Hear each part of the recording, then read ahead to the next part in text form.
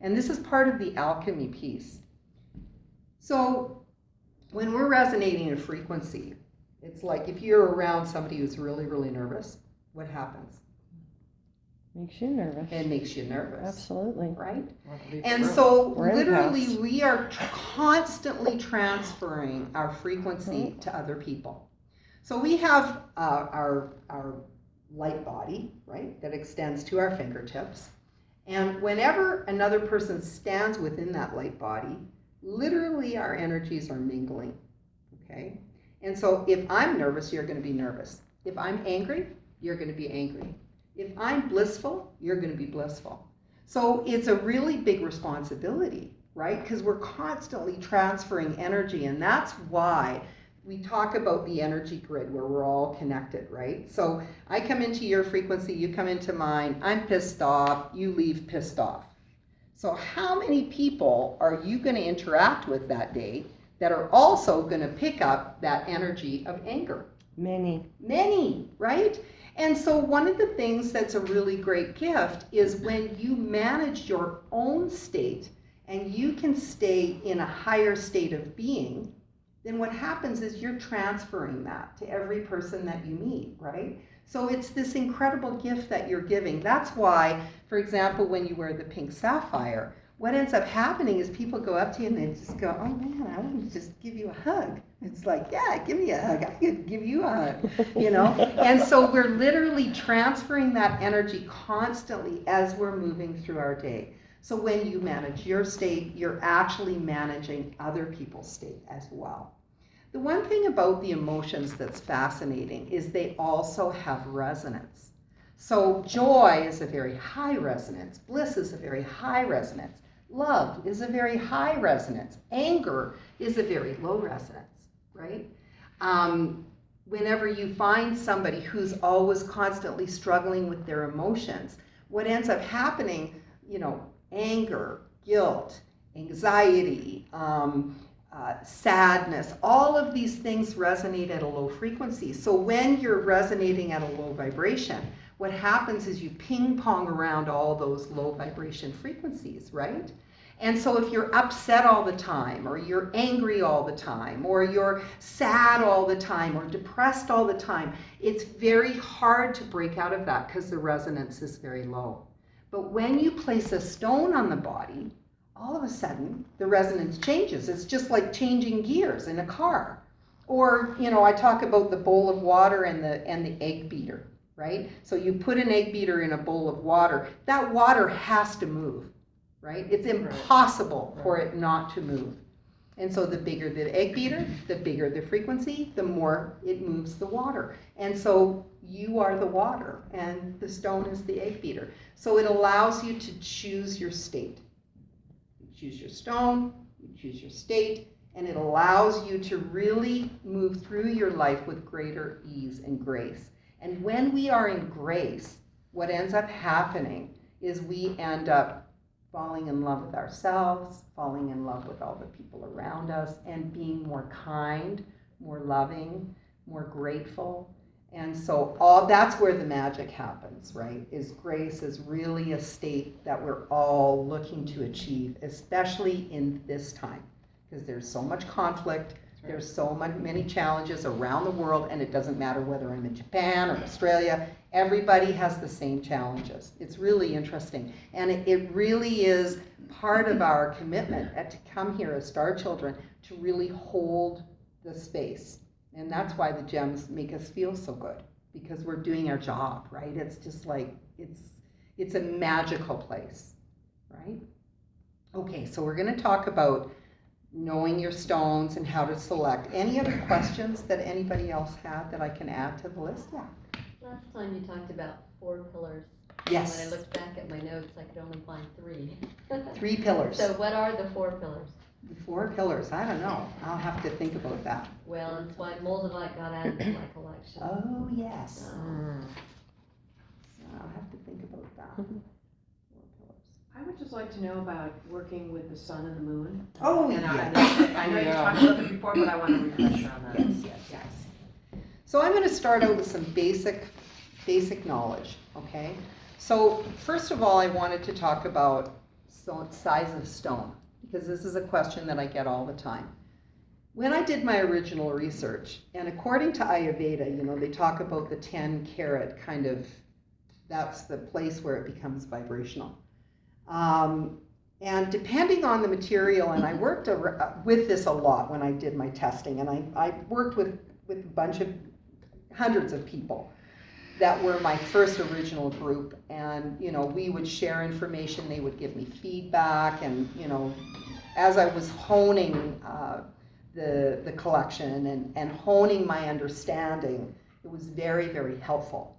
And it was my clients that actually told me that there was definitely a frequency line. Here it didn't vibrate, here it vibrates. And that is the 10 carat rule. The only exception to that is the very, very high frequency stones, alexandrite, the beryls, moissanite,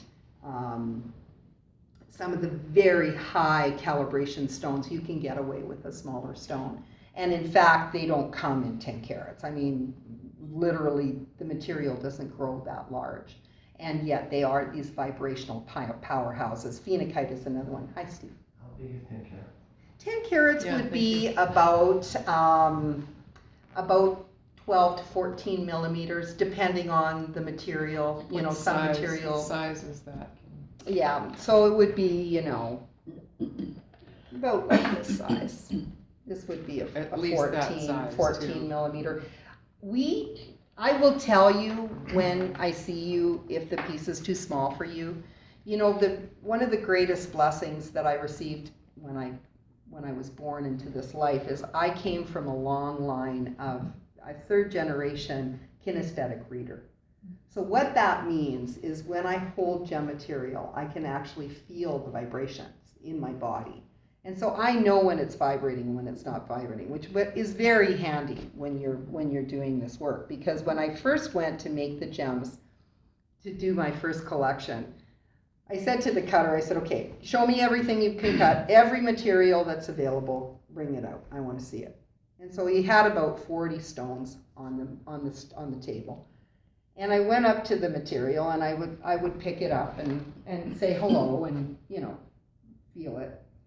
And literally, there was nothing on that table that was alive. Everything was dead. And I'm like, what happened to these stones? What did you do to this material, right? He says, oh, well, this one is bleached, and this one is dyed, and this one is irradiated. This one is soaked in beryllium because they've mined out the material, and so, what it is it's soaked in this chemical, and really the color is just like a rind, like an orange peel on an orange. But it's beautiful. Isn't it stunning? And so what happened was I said, well, that's not going to work for me, and I explained what I was doing, and so he brought out more material, and that was when I met the lab-grown stones, and they were like magnificent power tools, like they were like on steroids. I'd pick them up and I go, wow, what's this? And he'd go, oh, well, that's a lab-grown sapphire. And oh, tell me about that. Oh, well, it's a bio-identical sapphire. It's exactly identical. A lot of the lab-grown stones, they actually grind up the natural powder, the natural stone, and they remove the impurities, and they recrystallize the stone in a lab.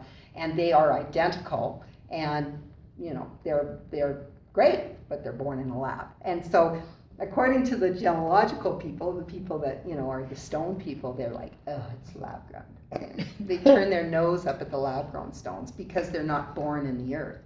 Well, interestingly enough, that is starting to change in our industry. And lab-grown gemstones are actually becoming more desirable than earth-grown gems because they don't have to pollute when they're mining.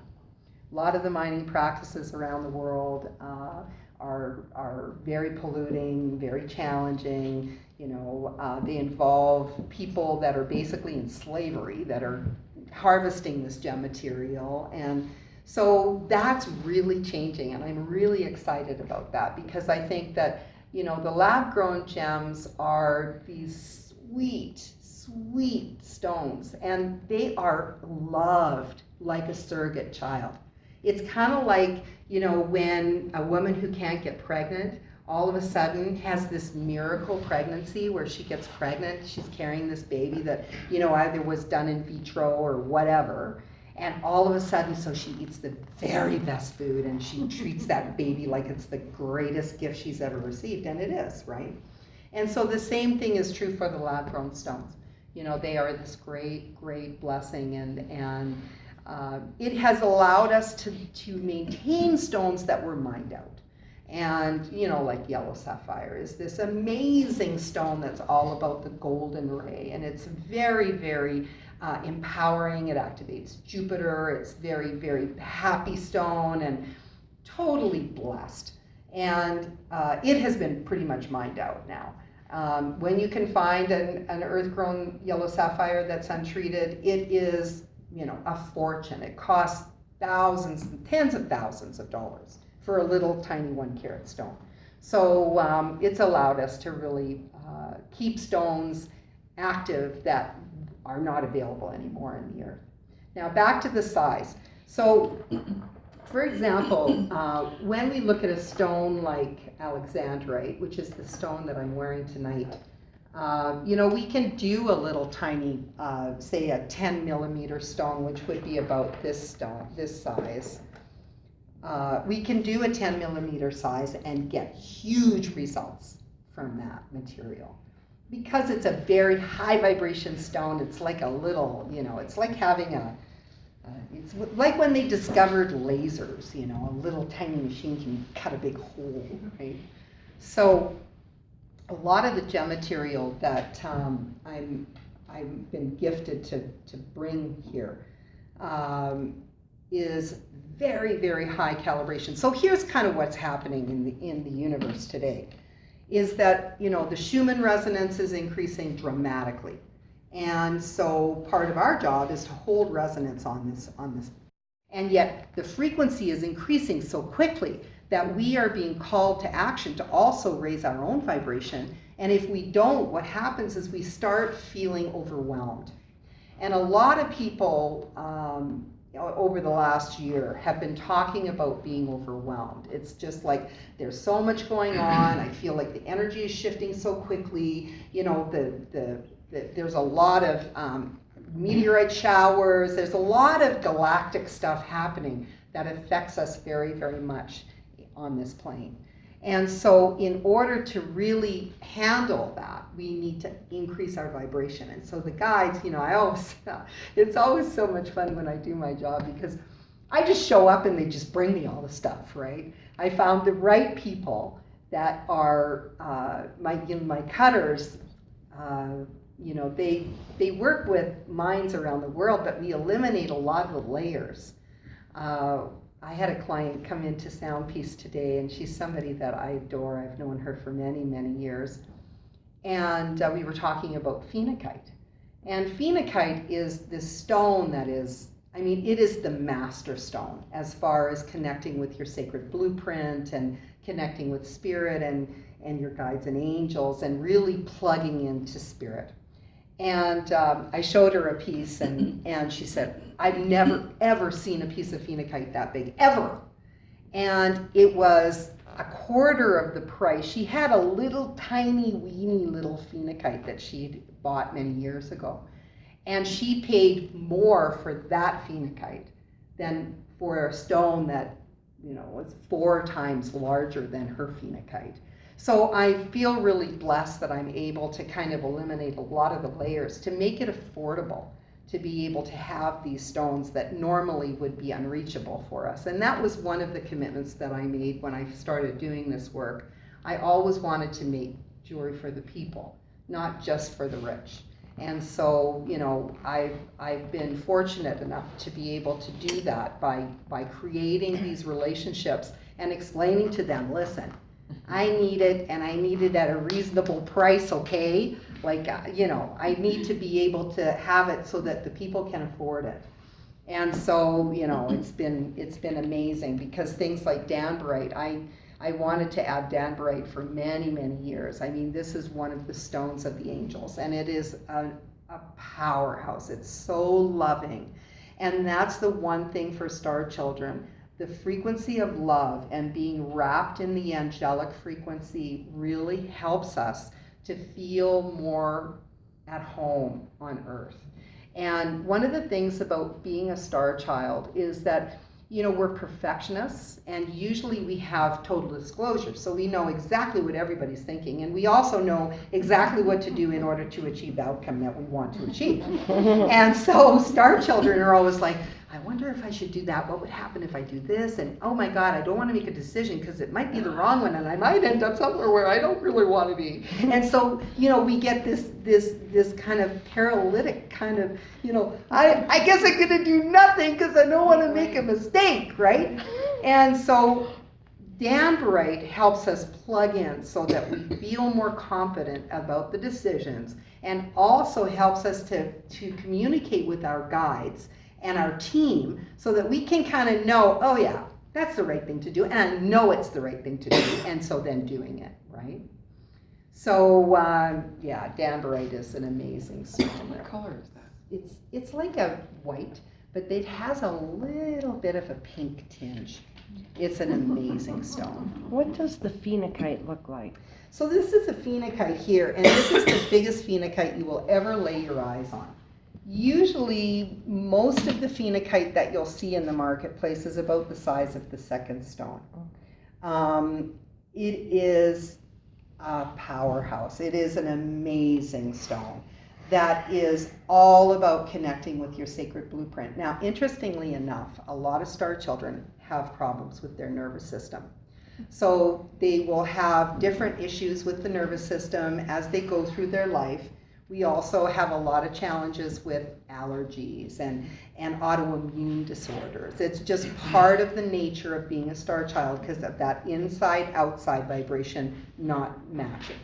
And so we literally can burn out the circuitry in the physical body. So, you know, that's where the gemstones come in, because they help to elevate the physical vibration so that we can run the current a little bit more effectively. So this is an awesome stone for the nervous system. So that would be good for neuropathic pain. It can be. Can be. Well, I mean, Might be I'm not something allowed better. to make medical claims. Sure. Okay? But it's nervous system, neuropathic. It's nervous system, and you know, it is amazing the results that you can get. And you know, I would be interested in feedback on that. Can you just talk a little bit about quality?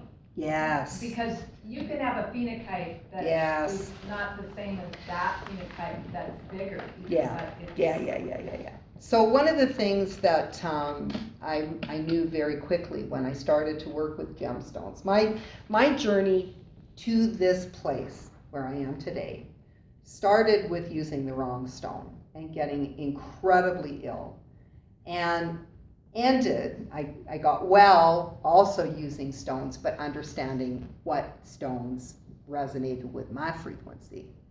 And so, you know, one of the things that I realized very, very quickly when I started to work with the stones was that clarity matters. So, you know, when I started to create this system, I started studying quantum mechanics, quantum physics, a lot of science stuff to really understand the frequency of the stones. This is not woo-woo. This is not about, oh, well, you know, and not to discount, you know, the people that do that work. But I'm the daughter of a psychiatrist. He's a scientist, okay? And basically, if I came to him and said, you know, I really think that these stones are really having an impact, he'd go, yeah, well, you better start collecting some data.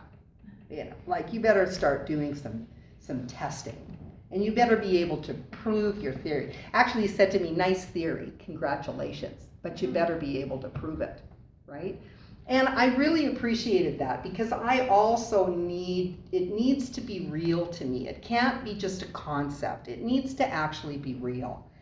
And so one of the things when I started to work with the stones, and again, my kinesthetic ability was very important, because, you know, I can literally hold a stone and I can tell you if it's vibrating, if it's not vibrating. And, you know, a lot of times people will say to me, well, you know, I can't really do one of these pendants, but what about those tumbled stones over there?